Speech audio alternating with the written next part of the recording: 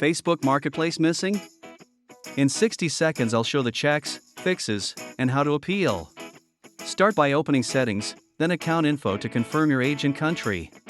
Marketplace is available if you are 18 or older and your country supports it. Ensure your account is verified, profile info is complete, and there are no recent policy violations. Also check account type. Business pages or new accounts may not have Marketplace access.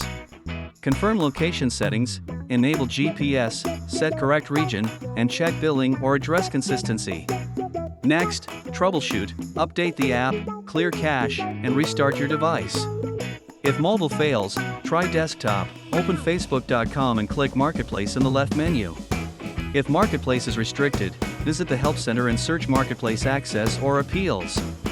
Fill out the review form, attach ID if requested, and explain why access should be restored. Quick tip, be concise and polite, include dates and screenshots of the issue for faster review.